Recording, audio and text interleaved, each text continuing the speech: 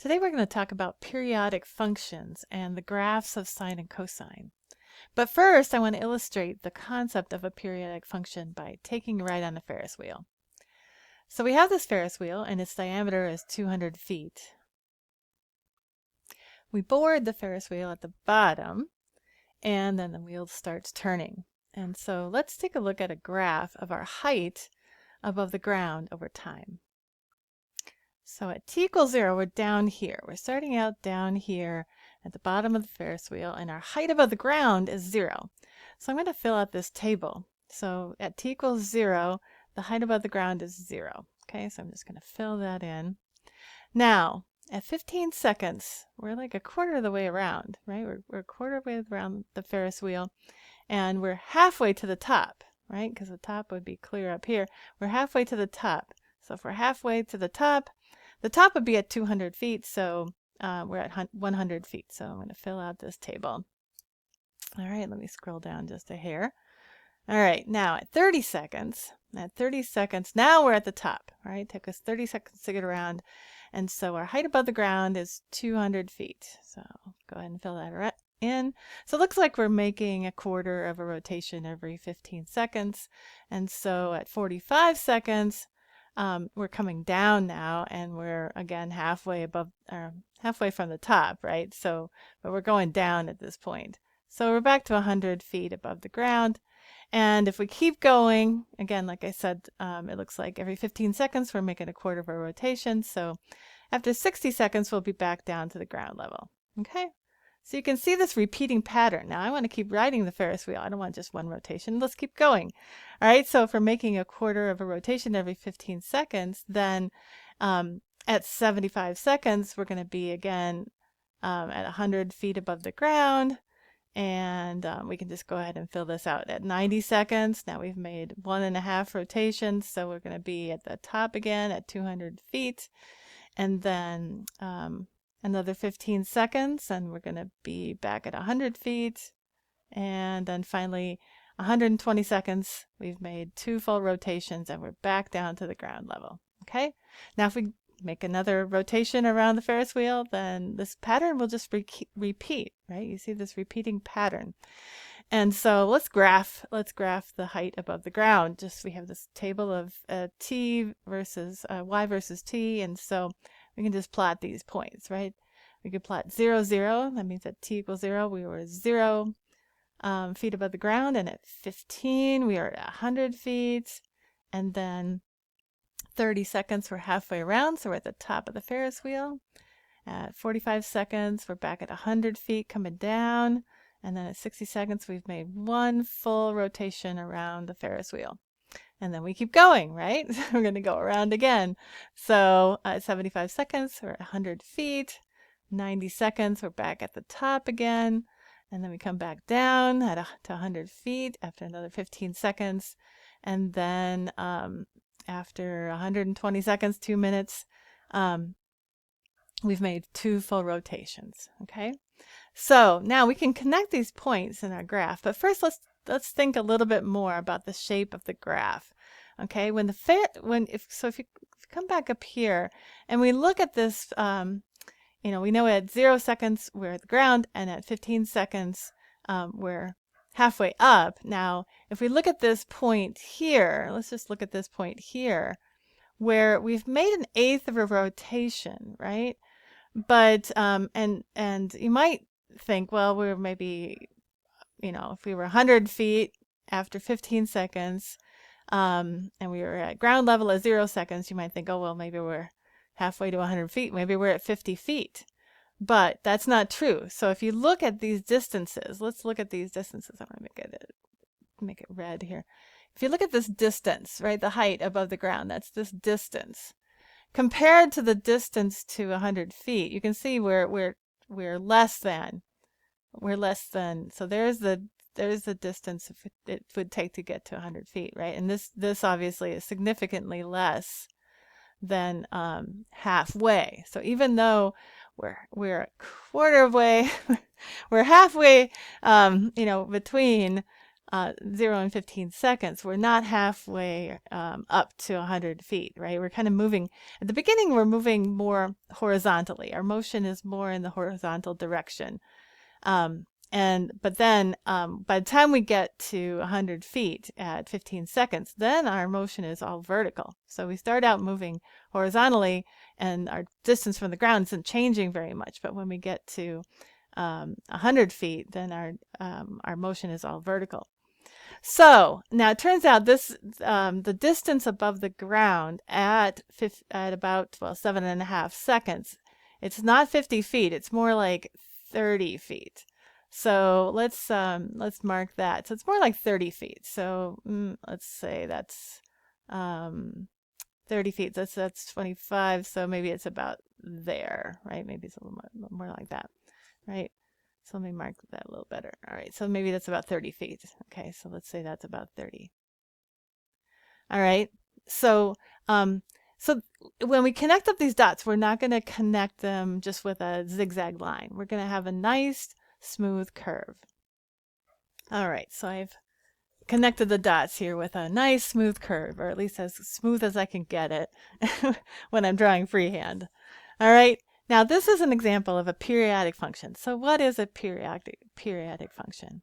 Well, you can see that as time advances here, the y values, the values of this function, which are the y values, just repeat at regular intervals, right? You can see that every 60 seconds, we just repeat this pattern of 0, 100, 200, 100, 0.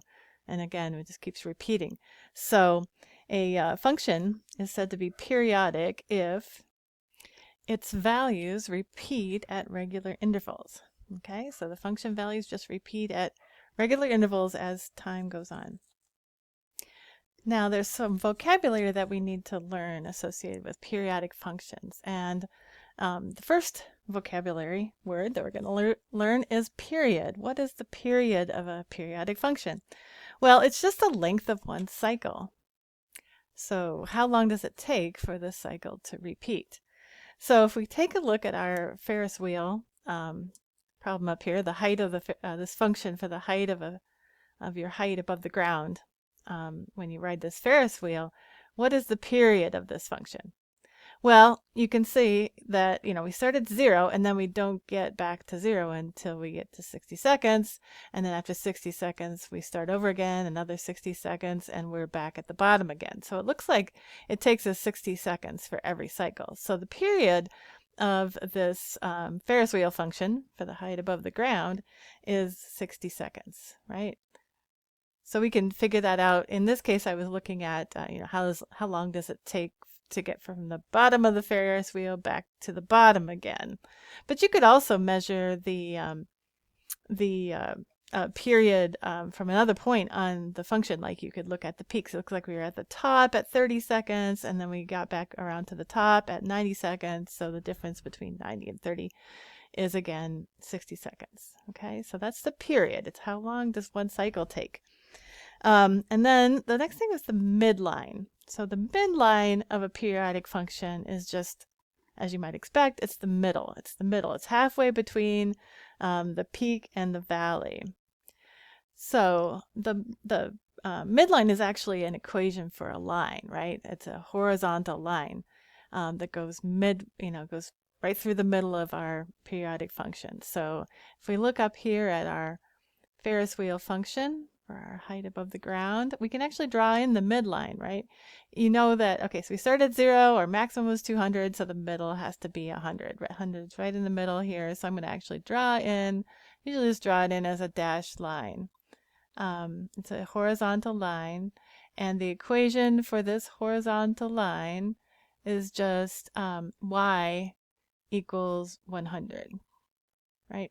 So y equals 100 would be for this Ferris wheel problem would be our midline. So I'm just going to write that down. Y equals 100. It's the equation for a line, all right? So all the y values are 100 along that horizontal line. All right, and the last vocabulary piece that we're going to learn today is the amplitude. What is the amplitude of a periodic function? The amplitude is just the vertical distance from the midline to the peak or the midline to the valley. All right, so if we look back up here at our graph of our distance from the ground as we ride the Ferris wheel, you can see that the distance from the midline to the peak would just be this distance right here, right? This distance right here, which is 100. You could also measure it from the midline to the valley. So, you could also look at it here. It's just that vertical distance from the midline down to the valley. So again, it's 100 feet. Okay, so that's our amplitude. And so for the Ferris wheel here, our amplitude is 100 feet. Okay. All right, now those are very kind of conceptual definitions of period, midline, and amplitude. If you want to get a little more mathematical, I have the more mathematical definitions here on the second page.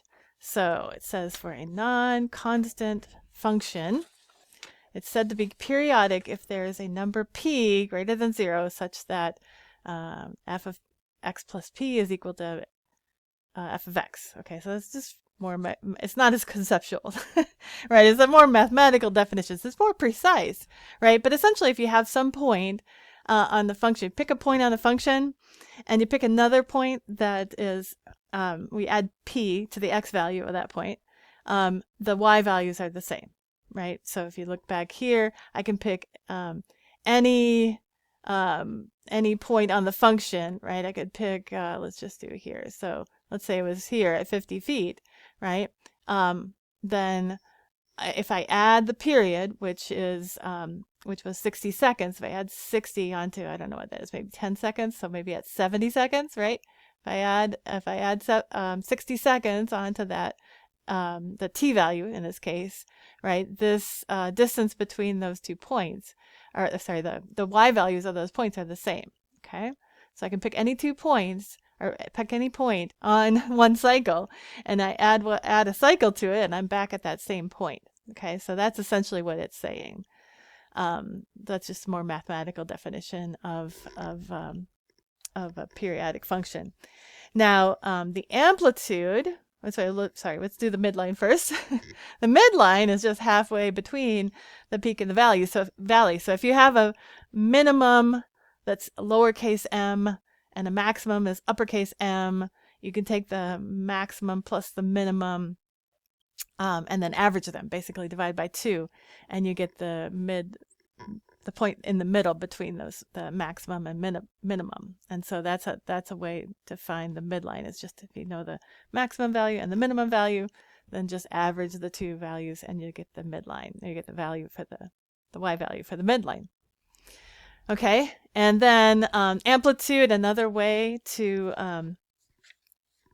determine the amplitude is again, we have a maximum capital M and a minimum lowercase m. If we now find the difference between those two and then divide that in half, we get the amplitude. All right, well, I will meet you in the next video for the next example.